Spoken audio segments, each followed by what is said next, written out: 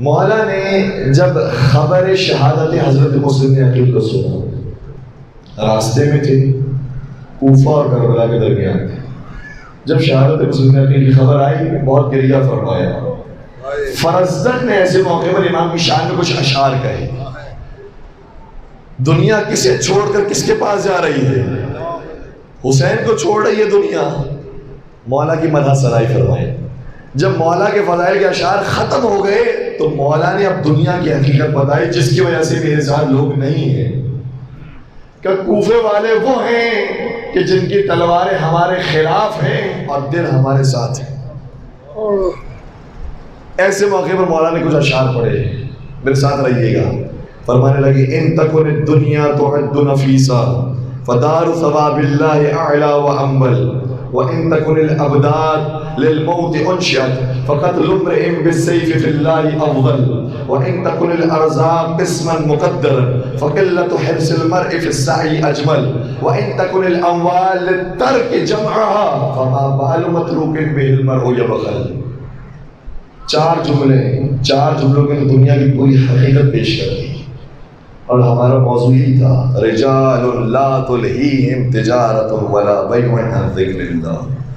کچھ واقعاً مرد ایسے ہیں کہ جنہیں دنیا کا کوئی معاملہ بھی خدا کی یاد سے غافل نہیں بناتا،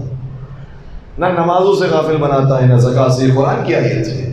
یخافون یوما تتقلب فیہ القلوب والابصار، اور وہ ڈرتے رہتے ہیں اس دن سے جب آنکھوں کو اور دلوں کو الٹ پلٹ کر دیا جائے گا،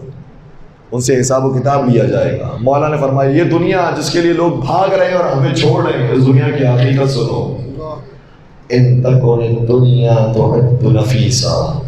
اگر دنیا تمہاری نگاہ میں بہت خوبصورت چیز ہے، فدار ثواب اللہ اعلی وانبل،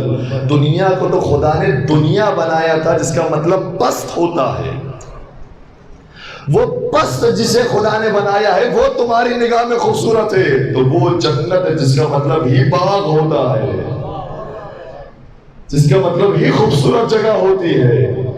تو وہ واقعہ کتنی خوبصورت ہوگی۔ تم اس دنیا کو پیچھے اس دنیا کو چھوڑ رہے ہو، اور پھر آگے اور بھی وجوہات ہیں۔ یہ دنیا وہ ہے جو محدود ہے، فانی ہے، اس میں بالآخر انسان کو مر جانا ہے، وہ دنیا ہمیشہ رہنے والی ہے، ابدی زندگی ہے۔ پہلا جملہ دنیا کے بارے میں۔ دوسرا جملہ وَإِن تَكُنِ الْأَبْدَانِ لِلْمَوْتِ أُنشِئَتْ، اور اگر خدا نے جسموں کو اس لیے پیدا کیا ہے کہ ایک دن اسے مر جانا ہے، فَقَتْلُ امْرِئٍ بِالسَّيْفِ فِي اللَّهِ أَفْضَلُ، تو بہترین موت وہ ہے جو خدا کے راستے میں آ جائے۔ آئے کیا جملہ ہے۔ وَإِن تَكُنِ الْأَرْزَاقُ قِسْمًا مُقَدَّرًا، اور اگر خدا نے رزق و روزی مقدر میں لکھ دی ہے، فَقِلَّةُ حِرْصِ الْمَرْءِ فِي السَّعْيِ أَجْمَلُ، تو کیا بہترین انسان کے زندگی کا طریقہ ہوگا کہ اپنے رزق اور روزی کے لیے وہ اتنا پیچھے نہ پڑے جتنا اپنی عاقبت کے لیے پیچھے۔ فَقِلَّةُ حِرْصِ الْمَرْءِ، اپنے حرص کو اور اپنی لالچ کو قلیل کر لے، مختصر کر لے۔ بالآخر اس کو روزی وہی ہے جو خدا نے مقدر کی ہے، اپنی جانب سے محنت کرنی ہے، لیکن اس کے بعد جو واجبات کا حصہ ہے اس کو فراموش کر کے انسان رزق کا بہانہ دے کر واجبات کو چھوڑ نہ دے۔ آخری جملہ ارشاد فرمایا، دیکھیں دنیا کے بارے میں کہہ دیا،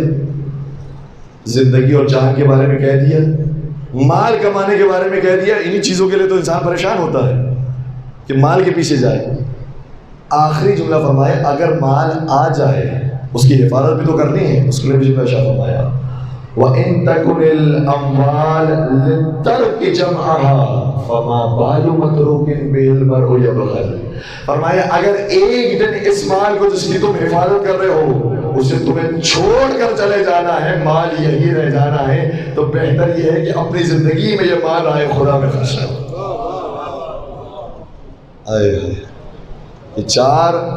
یہ چار جملے اگر انسان کے ہمیشہ ذہن میں رہے تو زندگی حسینی طریقے کے مطابق